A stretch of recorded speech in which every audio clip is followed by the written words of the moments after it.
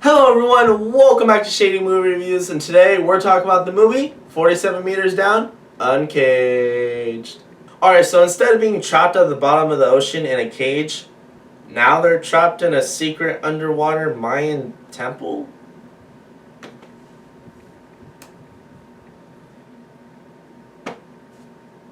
I mean, what's next? A Shark Terminator movie?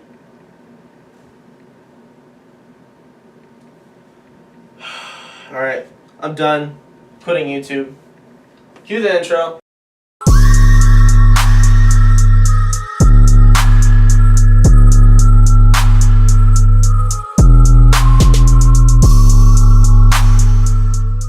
Alright, so let's quite literally dive right into the plot of this film. See what I did there?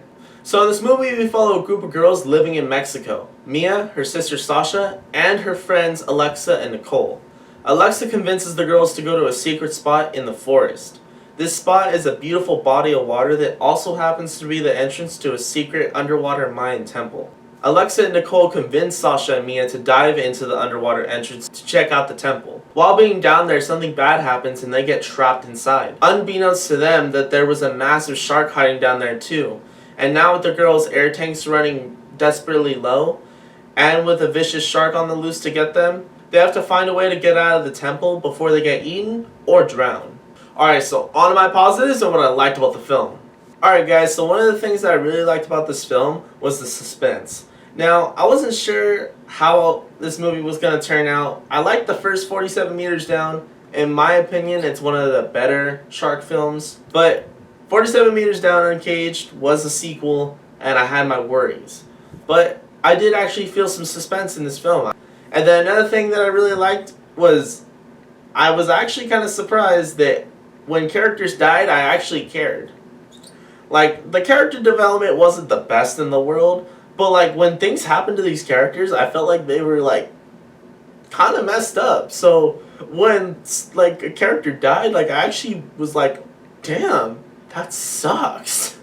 And then the last point I want to bring up is I liked where the movie took place. Like, you know, sometimes it's overused to have this open, wide body of water. I kind of like the whole Mayan temple thing, although I think it's kind of out there and unusual. They at least were trying to do something different, even though it kind of came off a little extra. Alright, so on my negatives and what I disliked about the film. Alright guys, so I just want to start off by giving my worst negative of this film.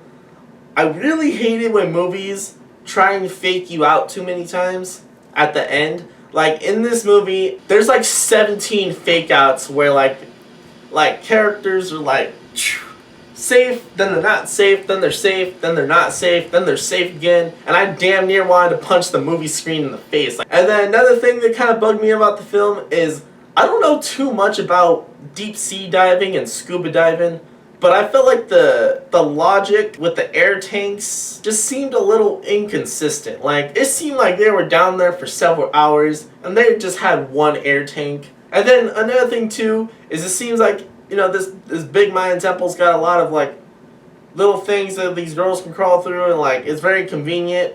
But then they end up on the other side of this Mayan temple where they took all these little routes where the shark can't get to them, and then the shark ends up on the other side of the Mayan. Like, how did you even get there, man? Like, what?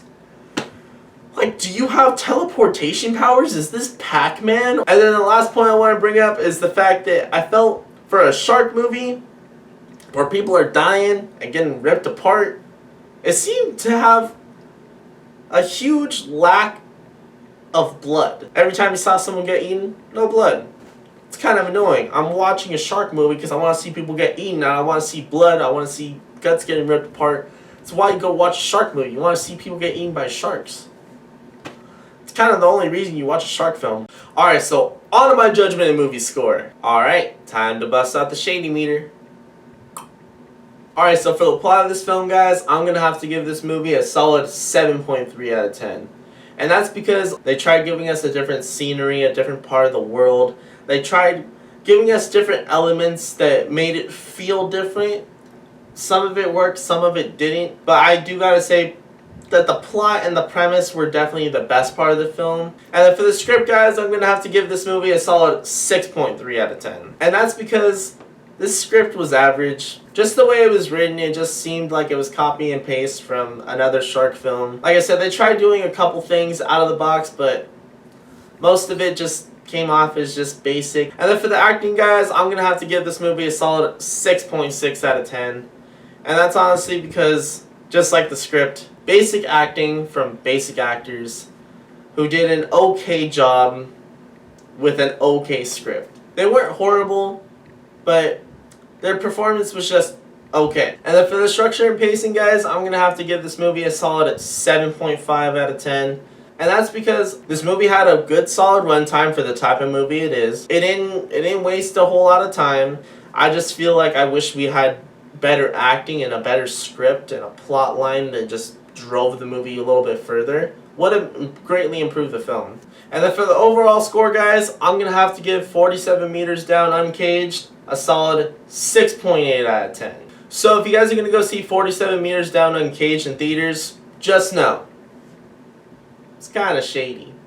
So, 47 Meters Down Uncaged. Have you guys seen it? Have you guys not? Jump down in the comment section. Let's start a conversation. Remember to like, subscribe. Thank you guys for watching this video, and I'll see you guys next time.